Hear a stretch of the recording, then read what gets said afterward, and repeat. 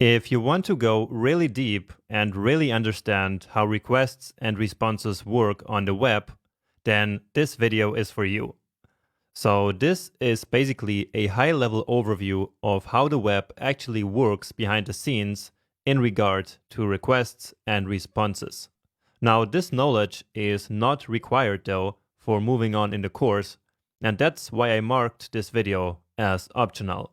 So you can safely skip it if you want to move on more quickly, but if you're interested, then just keep watching. So this is the diagram that we already saw when we first talked about AJAX calls. So just to recap, whenever we try to access a web server, the browser, which is the client, sends a request to the server, and the server will then send back a response. And that response contains the data or the web page that we requested. And that's right, this process works the exact same way, no matter if we're accessing an entire web page or just some data from a web API. And this whole process actually has a name, and it's called the request-response model, or also the client-server architecture. But anyway, let's now dive a bit deeper into this. So let's use the example of the URL that we actually accessed in the last video to get our country data. Now, every URL gets an HTTP or HTTPS, which is for the protocol that will be used on this connection. And we're going to talk about this a bit later in the video. Then we have the domain name, which is restcountries.eu in this case. And also, after a slash, we have the so-called resource that we want to access. And in this case, that's /rest/v2, and so on. Now, this domain name restcountries.eu is actually not the real address of the server that we're trying to access. It's really just a nice name that is easy for us to memorize. But what this means is that we need a way of kind of converting the domain name to the real address of the server. And that happens through a so-called DNS. So DNS stands for Domain Name Server, and domain name servers are a special kind of server. So they are basically like the phone books of the internet. So the first step that happens when we access any web server is that the browser makes a request to a DNS, and this special server will then simply match the web address of the URL to the server's real IP address. All right? And actually, this all happens through your internet service provider, but the complete details don't really matter here. What you need to retain from this first part is that the domain is not the real address, and that a DNS will convert the domain to the real IP address. And then, after the real IP address has been sent back to the browser, we can finally call it. So this is how the real address looks like. So it still has the protocol, but then comes the IP address and also the port that we access on the server. And this port number is really just to identify a specific service that's running on a server. So you can think of it like a sub-address. Okay?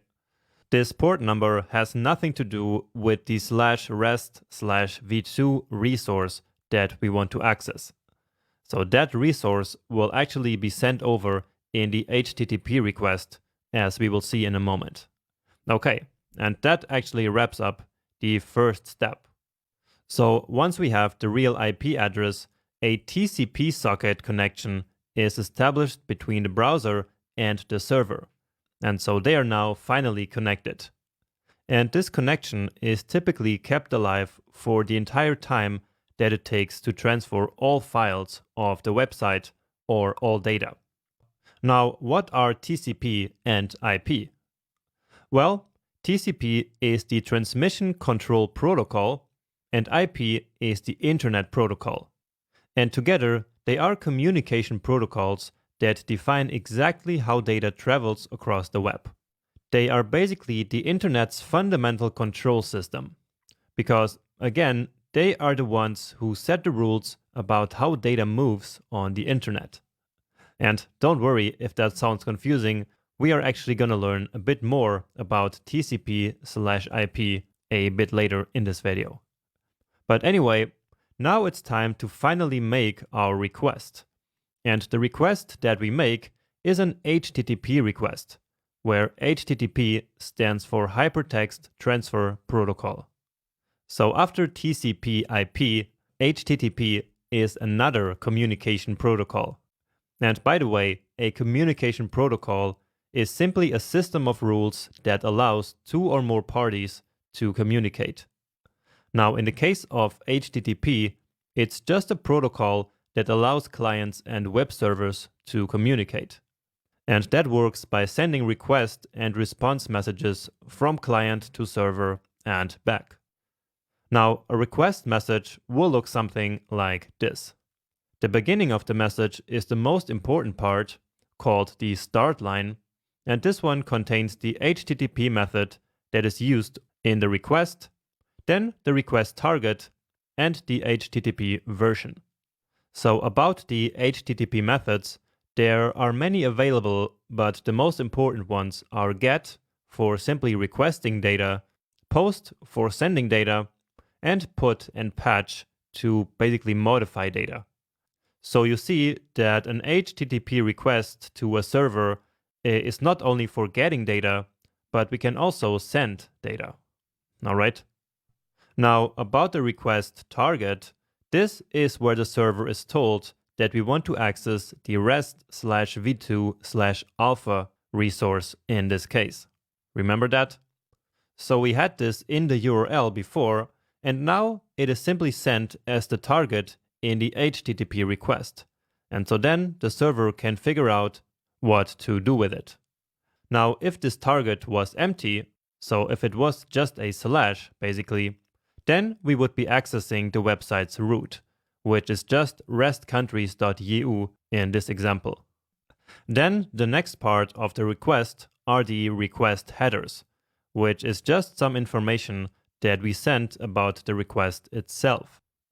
There are tons of standard different headers, like what browser is used to make the request, at what time, the user's language, and many, many more. Now finally, in the case we're sending data to the server, there will also be a request body. And that body will contain the data that we're sending, for example, coming from an HTML form. So that is the HTTP request, and I hope that it makes sense to you.